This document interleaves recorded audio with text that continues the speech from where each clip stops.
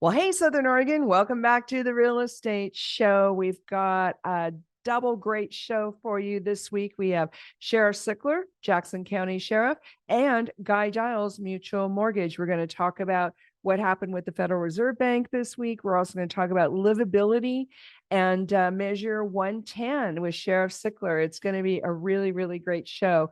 In the meantime, we want to take a quick minute and talk about our local statistics because we have some good news. We're going to start with Jackson County. Jackson County prices year over year are up 17% this week. Yay! The average single family residential home now costing $520,932. The number of solds in the residential arena in Jackson County this week are also up 10%. We had 53 residential closings this week in Jackson County. The number of listings in Jackson County are down 9% year over year. This week, we had 722 active residential listings. Klamath County prices year over year this week are down 14%. The average residential home in Klamath County costing $288,300 on average. The number of solds year over year in Klamath County are up 8%. Congratulations, Klamath County, for that. There were 13 residential closings in Klamath County this week. Number of listings year over year in Klamath County are up 12% this week. Congratulations on that. At 272 residential listings active in Klamath County this week. Josephine County prices year over year are down this week, 16%. The average residential home in Josephine County costing $409,422 on average. Number of sales year over year in Josephine County this week are down 35%. There were only 9 residential closings in Josephine County, and the number of listings year over year in Josephine County are down 10%. We had 349 active listings. So the market is adjusting, trying to perk up, and we still need listings. So folks, if you want to sell your house, get it on the market. We still have a shortage, even with all the interest rate brouhaha and all the trauma in the world. We still have a few more buyers out there than sellers. So let's take a minute and say thanks to our sponsors, John L. Scott, Ashland, and Medford, Giles, Mutual Mortgage, and our local Rogue Valley Association of Realtors. And let's get Sheriff Sickler and Giles in on the show. Well, welcome back, Southern Oregon, to the Real Estate Show. We're so excited to welcome Sheriff Sickler back. He comes on the show every so often. Welcome back, Sheriff. Welcome, and thank you for having me. Well, there's a lot of ground to cover, and I'm not quite sure where we want to start, but right before we went on the air, you did mention that there was some efforts with the Measure 110 reform. You want to maybe bring people up to speed on that? Yeah, so there's actually quite a bit of talk around Salem about Measure 110 and what might be able to be done in maybe a short session to help fix some of the deficiencies with the measure. There's also some initiative petitions that are moving along, meaning if there's signatures gathered throughout Oregon that support another IP going to the ballot, that could also be an opportunity to change and fix Measure 110. I'm actually working with a group up from up north, and there's actually a website for it. It's Fix Measure 110, and it talks about some of the things that are going to try to be implemented, hopefully, in this initiative petition. So a lot of talk around Salem, a lot of effort around the state to try and fix this very kind of broken Measure 110. I think we can all see that the results haven't been what people hoped for, and it's probably actually led to some challenges in our communities with regards to drug use and overdose deaths and crime and livability. And so all those things, I think I'd like to see addressed this year by our legislature, but if they can't get it done, then we may have an opportunity to change it through an initiative petition at the ballot box. So Is there any talk of them getting rid of that at all, or is it just fix it?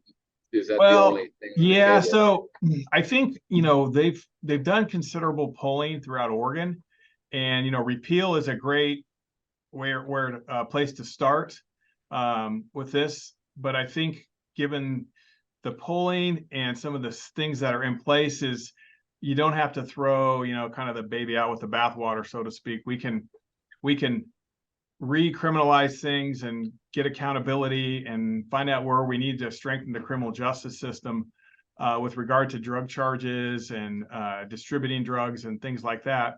But we can also build the treatment infrastructure alongside of that with the funding. So I think there's a way to do both and really kind of use the criminal justice system to nudge or put people into treatment and, try to keep our community safe and improve livability for everyone. I think there's ways to do that. I think at this point, straight repeal would just put us back, which is fine. I think it's better than what we have for sure.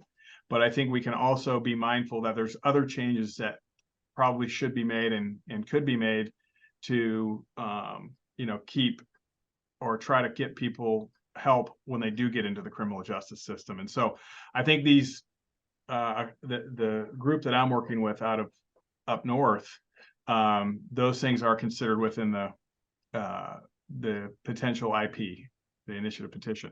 So, and then the chiefs of police and the Sheriff's Association are working together to provide information to our legislature so that they can, have the concerns from law enforcement as a unified front, and hopefully incorporate some of the suggested changes that will be made to them. And so hopefully, I would say hopefully in 2024, we'll bring some good change and get our, state back on track with regards to some of the things that have been happening. So if there was a repeal of Measure 110, can you just remind people what the law was before that came to be? Yeah, so the drug laws have really been watered down over the years, right? Oregon's never really engaged in this like war on drugs as people, the proponents of 110 have talked about, as the war on drugs is damaging and all these things. And Oregon's really never kind of prescribed to that. And in fact, I can't remember anyone that I know of that's gone to prison for just a drug charge. Now, drugs, other charges, property crimes, violent crimes, sure, drugs are a part of that often, and people do end up in prison. And it's, they do things while they're addicted to drugs that, show that they're a danger to our community or impact the community in a negative way. So, but, with prior to 2020, it was a felony to possess certain drugs. You get caught with methamphetamine, for instance, a small amount, you can get a felony charge, and then you would be offered like drug court or conditional discharge, which means if you completed like a, treatment class or program, then the charge would be dismissed. And then in 2020, the legislature changed the drug charges to misdemeanors. And what we saw was less incentive to join some of these programs. So people would say, I'll just take the misdemeanor and, not go to the drug treatment class or do the conditional discharge. And so with the fix, Measure 110 or repeal, it would put it back to that 2020 category. So it would be misdemeanor charges, but it would also add some things in there like compelling treatment, right? So not really necessarily just making it, hey, I've got a problem. We would really try to really kind of, I don't want to say compel treatment, but kind of compel treatment through the criminal justice system. And then there would be opportunities to expunge charges if they completed treatment. So I think there's a lot of things that can be appealing across the board on these initiatives to kind of meet the needs of where Oregon's at and to make our community safe. So, but anyways, yeah, it would be recriminalizing drugs. It would be getting some enhanced penalties for those who are caught distributing drugs repeatedly. And, if you distribute drugs and somebody dies as a result, and, you knowingly gave them a substance that is lethal, like fentanyl, that you can be held accountable. And so there's a lot of good things proposed in these initiative petitions. And how much support are you seeing just kind of out there? Well, things are just kind of getting started because, you're looking at potentially like a November 24 ballot for some of this stuff. So I think the thought is, let's let the legislature work on this and see if they can come up with some reasonable and meaningful fixes to 110. And then if they can't, that these measures, are kind of a stopgap for Oregon.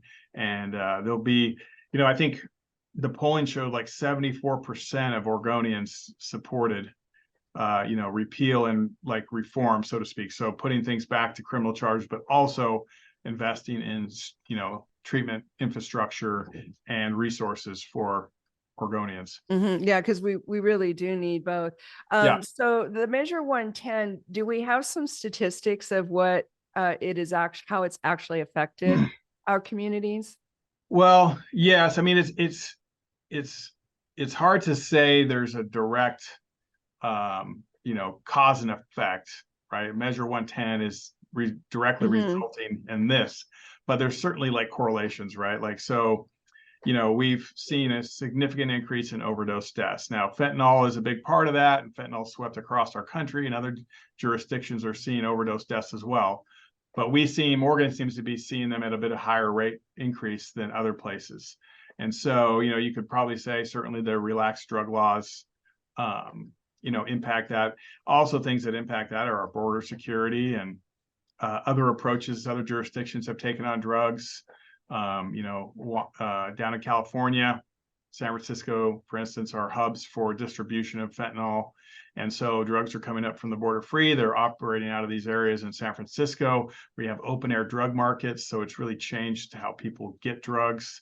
People are going down to San Francisco, being able to easily acquire fentanyl and bring it back up to Oregon because there's really little opportunity for enforcement down there, is what I'm told, or they don't have enough resources or the desire, whatever the case may be, to not take a strong stance on those things. And so it creates real opportunity for people here to go down. It's not that far, pick up the drugs, bring them back, and then bring them into our community. And it presents some real enforcement challenges because it's not kind of like it used to be where a drug dealer would come in, so to speak, and distribute.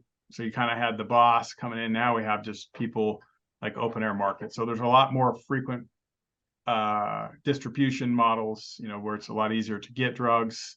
And then, of course, in Oregon, there's not a lot of penalties and, there's not a lot of resources to deal with that. And there's other factors in the criminal justice system. But, 110, we've certainly seen our violent crime rates increase since 110. We've seen, like I said, the overdose frequency and then the overdose deaths have increased. This year, we're already at over 105 suspected overdoses. Oh my goodness. And deaths. And in 2021, we were like at 90 for the year. So we're unfortunately on a very high trajectory for this year, probably to be in the 115 range to 120, which is pretty tragic. I mean, that's a lot of people who have passed away in our county in the last 3 years. Prior to 110, we had like our highest was 40 overdoses, I think. 40. Yeah, so we're almost triple that this year. If the numbers stay consistent. So it's a real challenge. It's real tragedy.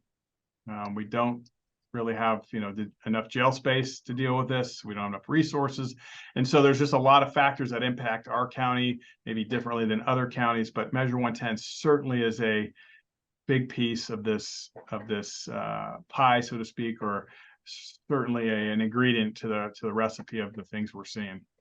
And being right on the I-5 corridor, I think makes us even more vulnerable to all that traffic. And then somebody mentioned the other day that the hitchhiking laws, it's still legal in Oregon to walk on the freeway. Is that correct?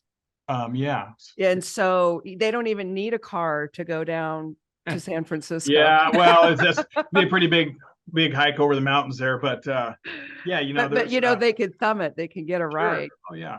I mean, and we have truck stops in town. We just have, there's a lot of things. I-5, we border California. We're the biggest stop between Redding and Eugene. We provide a lot of medical services for people all over the southwest part of the state of Oregon. We have one of the bigger retail areas in Southern Oregon, Southern Eastern Oregon, Southern Western Oregon. And so, we just we have a lot of draw here. We have, I wouldn't consider, well, tourism. I mean, we have recreation, we have, Ashland, and so there's just a lot of people that come here for a lot of different reasons. And it does bring in the bad with the good too.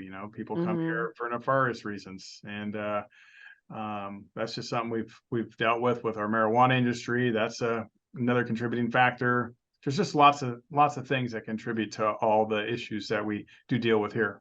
And it all affects our livability, which is why we love having you on the show. We only have a minute left for this segment. Do you want to address just briefly the cannabis update, how that's been going with the illegal water use and all that? Yeah, so we've seen a big improvement from 2 years ago and an improvement from last year. There's been a lot of good work done. The team's still really busy.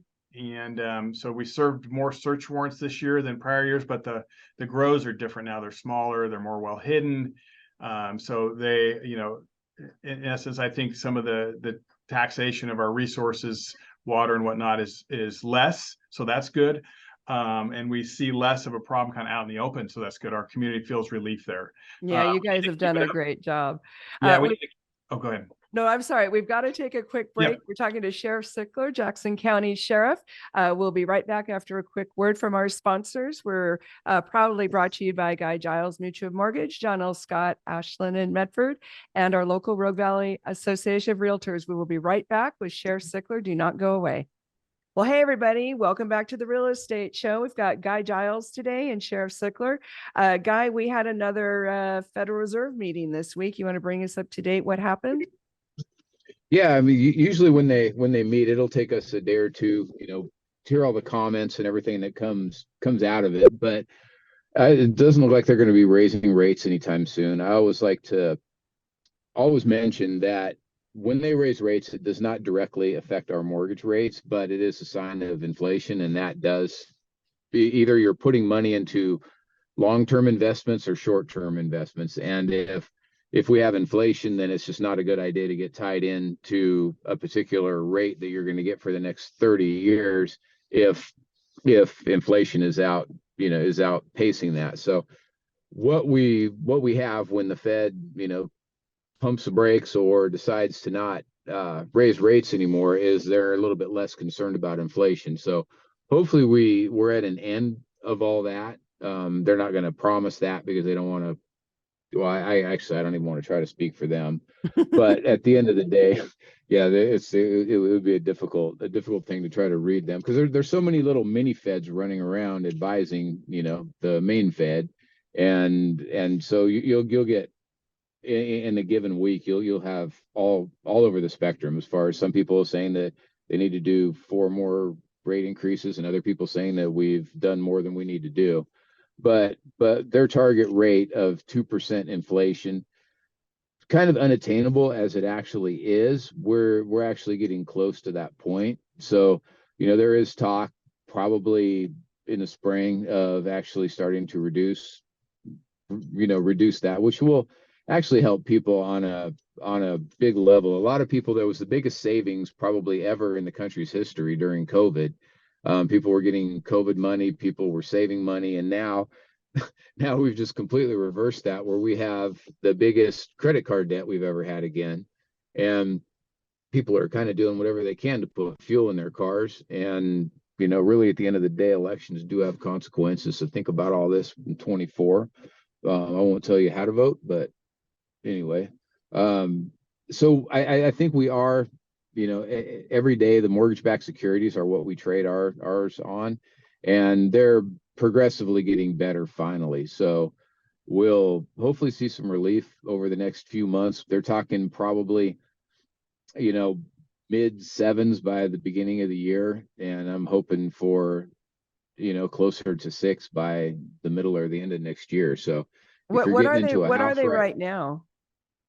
Oh man, I mean, if you don't have good credit and a decent down payment, I mean, you could be paying over 8% right now. And one of the things that's kind of skewed is when you hear like the Fannie Mae national average for where rates are, it would probably be in the high 7s right now, but paying points and not paying points, the word points, you could take that out and throw it away, put the word percent in there. So if you're paying a point, you're getting a lower rate. So that can artificially make it look like people are, well, not artificially, people are paying lower rates, but they're spending money to do that. And so the national average can be a little skewed as far as where we are, because if one person is paying some fees to buy down their rate and another person is not, which is the real rate? I mean, just whoever decides to, if more people decide to pay points or less people decide to pay points. So really, like the signing I'm walking into right now, I'm over in Grants Pass, 7.25%. I got them locked in just a little while ago. You know, So last that's month. the So new I lower mean, rate. it's really depends on the yeah, and actually that's actually a really good rate right now, believe it or not. But really, you know, I think that still it's a good time to get in and buy a house. And I don't say that because I'm in the business and I'm trying to do some extra home loans, but I have done the math and I've watched people pay $30,000-$40,000 more for a house, or bid $30,000-$40,000 more for a house when rates were low, just praying they'd even get it, and they still didn't get the house. So knowing that rates are going to go down in the next few months, if you can afford it, you know, maybe get into a house now. You got the seller paying closing costs. That could be, you know, $8,000-$10,000 when you put it all together, and you're not paying over for a house. So do you wait for them to drop a little bit, the feeding frenzy's on, and you're just, you know, offering to mow someone's lawn if they'll accept your offer, or get into it now when you might have a little bit better choice, because there is the option to refinance. And again, we're not going to charge any bank fees when people refinance into lower rates. I'd love to get you into the lowest one right now, but the reality is rates are up a little bit, and maybe you don't pay a lot in points right now and you take a little bit of a higher rate, because if you're paying $40-$50 more a month for 6 months, it's a whole lot cheaper than $4,000 to buy your rate down.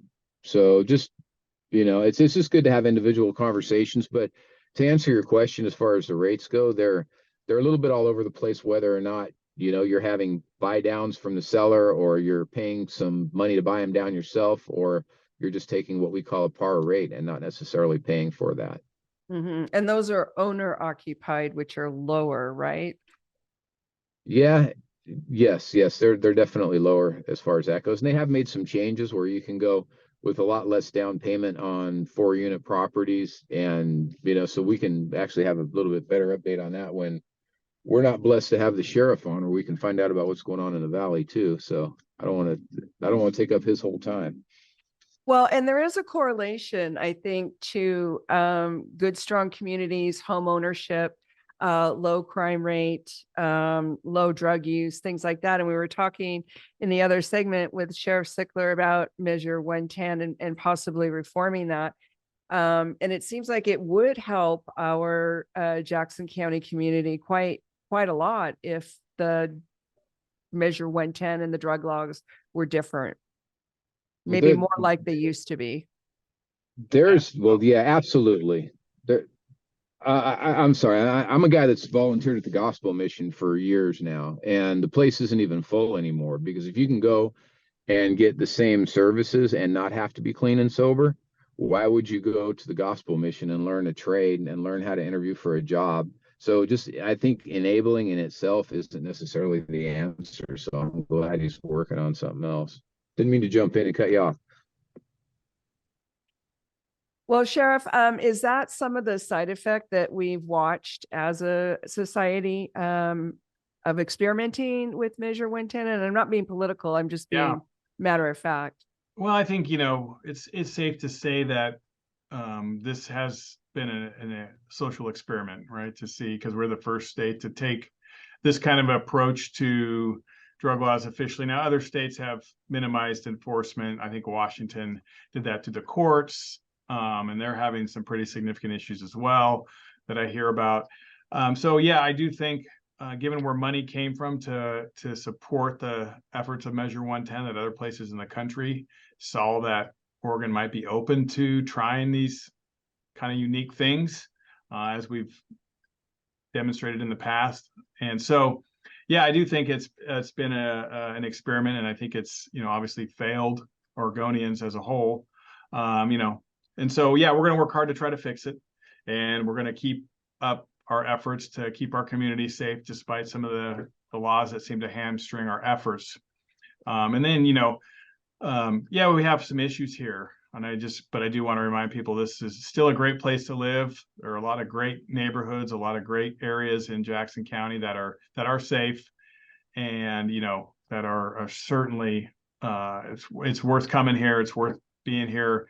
You know, I love this community, and you know, but we do have work to do across the state, right? We can't ignore that fact. Yeah. And you know, I know there's a lot of public safety officials and social service officials and everybody that wants to work hard for our community and make things better. So at the end of the day, it's going to take all of us, you know, to press our legislators, to work with our law enforcement and our social services together to get this done. But it's certainly doable and worth doing. And what are some of the possible changes, if you will? Because you mentioned earlier during the break, there was a fixmeasure110.com or Yep. group. Okay. And they're up. Are they in Salem? Yeah, well, it's a group. It's out of Portland and the northern part of the state mainly, but it's also down here. I'm part of that group, so it's statewide, right? You know, but you know, obviously there's more population up there and whatnot than we have in Southern Oregon. But we're definitely working with them at my level, and then of course our commissioners and a lot of our city councils have passed resolutions to, you know, encourage change to measure 110 and or repeal or both. You know, repeal and fix, I guess, is the best term that's used. So there's a lot of efforts, and I think a lot of people are recognizing this. And so, you know, what all of these will look like at the end, we don't know yet, but you know, I'm on board as long as I believe, you know, that these changes will improve our safety in the community. But do they have any specific changes that they're angling? Oh yeah, talking yeah. about? Like I said, yeah, the restore criminal penalties for possession, increase treatment opportunities. You know, there's, you know, giving some local control over some of the funding through 110 for services to make sure that the services that are being provided or funded are good for that community. There's some changes to the open air drug use law. So using drugs in public, currently there's not really a law for that. You can't drink beer in public, but you can certainly use heroin, you know, or methamphetamine. That's shocking. You know, isn't that just shocking? Yeah, and you know, I guess people could argue too, well, yeah, you can't have those drugs, so you can't use them.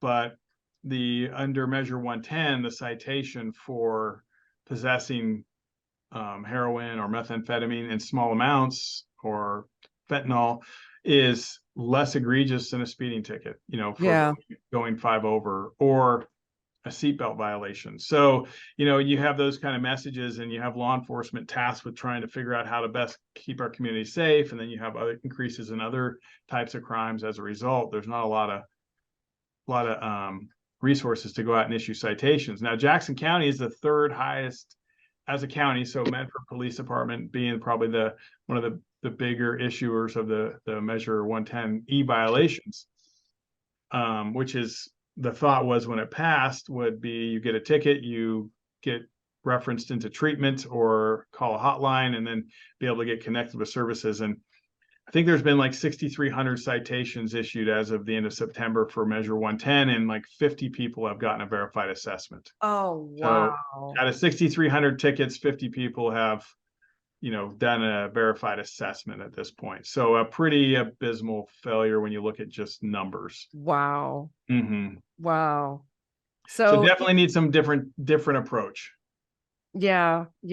Well, and we only have a few seconds left. We're talking to Sheriff Sickler and Guy Giles of Mutual Mortgage, and Sheriff Sickler, of course, of Jackson County. We're going to want to talk about the election coming up and livability.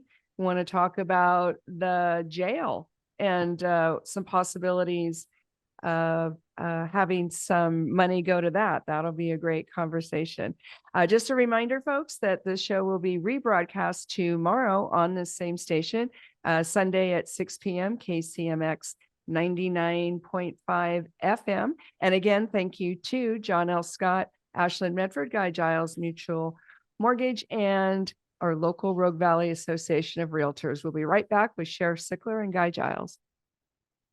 Well, hey, Southern Oregon, welcome back to the Real Estate Show. We're talking to Sheriff Sickler from Jackson County Sheriff. And right before the break, we were talking a little bit about what was happening with Measure 110 and also possibly some legislation for our jail.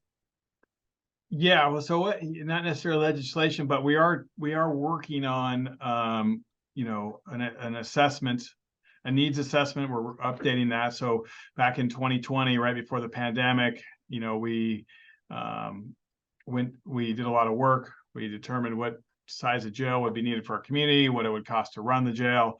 And we put that out, and then we went to ballot in May of 2020, just post kind of pandemic kicking off. And of course, that didn't help, but I think people saw this as a really big project, and so it was not voted in, of course. And so here, fast forward, we are 3 years from now, and we're starting to ramp up those conversations and refresh the needs assessments and look at what it would cost the community to build a new facility that could hopefully better serve the needs of our community, because all of these things that are contributing to our community's livability issues and crime rates are certainly, the jail is a big part of that, right? So that we've known that for years.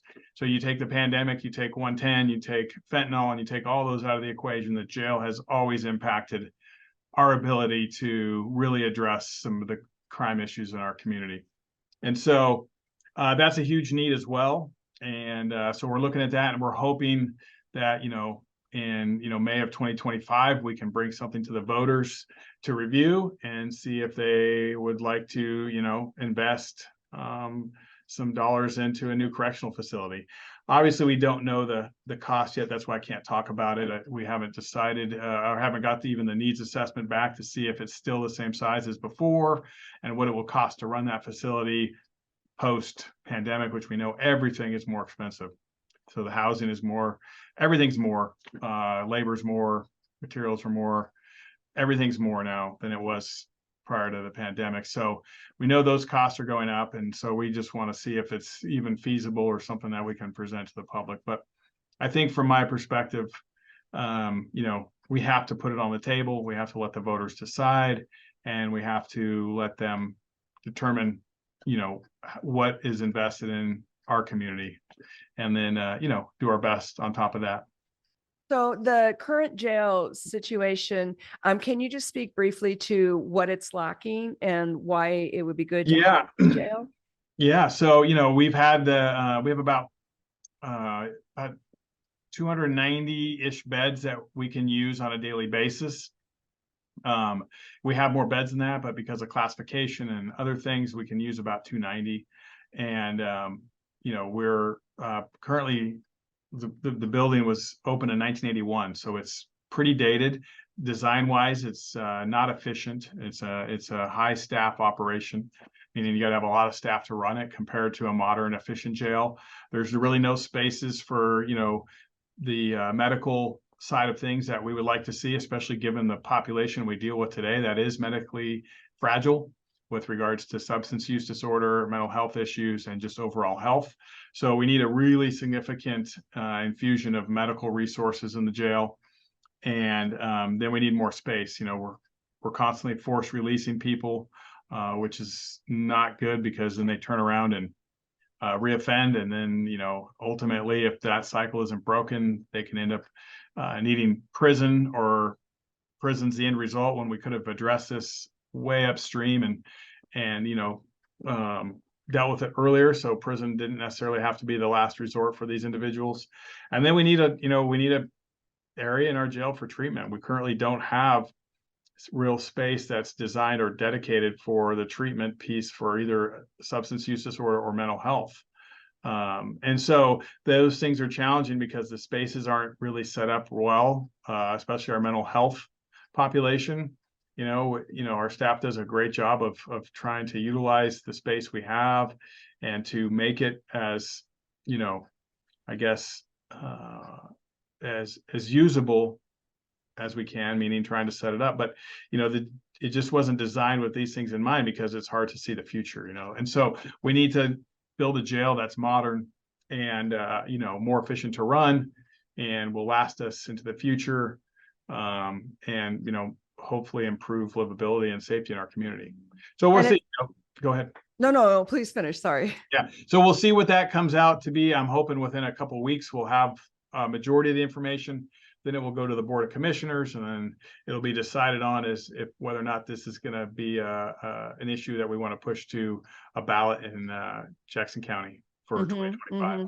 And will there be any public hearings, do you think? Oh yeah, there'll be once we have all the information compiled, there'll be a lot of public outreach, a lot of marketing type of stuff to get information to our community members, and there'll be a lot of public hearings and a lot of public input for sure. So certainly those are the next steps once we know what we're going to be asking the public to help us with. Well, it's really exciting that the treatment for mental illness and also for substance abuse is being so much woven into the plans for a new jail. And I didn't realize that the old design was so personnel heavy. Yeah, you know, it really takes, you know, quite a bit of staff to run that size of jail versus what, you know, if we had the same amount of beds in a modern design, it would not be nearly as staff intensive. So, you know, those things are a plus as we move forward and you look at long-term operational costs, because operation costs are the huge expense of running a jail, right? The building is a one-time cost, and then your operation costs, which include your, you know, labor, your personnel, your medical costs, your food costs, you know, and your power, utilities, and all those things. Those add up to quite a bit over time, way more than the cost of the building. So we'll see what we can do. You know, at some point, the county and our community is going to have to figure out a solution to this, because the jail that we have isn't going to last forever. And at some point, something will have to be built. And you know, we were just talking today to one of my people here at the Sheriff's Office, and if we would have passed the jail in 2020, there's a good chance we would be opening it this quarter or first quarter of next year. It would be open. So, you know, that's kind of a bummer. You know, obviously the pandemic could have impacted that, but that was the timeline. So anyways, it's just, we would have been, you know, on the kind of hopefully on the downhill slope instead of on the uphill slope. Well, and the treatment segment, just having more facilities for that is really awesome, especially if it's going to dovetail on repealing or fixing, or a combination of both, the decriminalizing. Is that kind of what we call Measure 110? Yeah, the decriminalizing. Yeah, you know, we didn't make it legal. We just decriminalized it. Correct. Okay. Because there he goes. Everybody walks around going, "Oh, it's all legal. You can stand in the middle of Medford." It's like, well, not exactly. Yeah, it's tough because, you know, it's like with the current system, it's, you know, when you have it illegal, but there's no deterrent attached to it, basically. Right. And 50 people know that. Yeah, out of 6,300 in Medford, only 50 folks signed up for. Yeah. And that's statewide. So it's all over. Oh, okay. Well, still yeah, but the numbers are so small. I mean, it's less than 0.1% or whatever it is. Yeah. Well, Sheriff Sickler, thank you so much for coming on. We're going to campaign to have you on more often. Thank you so much for your time. Thank you for having me. It's been a pleasure. All right, folks, that's it for this time. We'll see you next time. Have a beautiful Southern Oregon weekend. Bye now.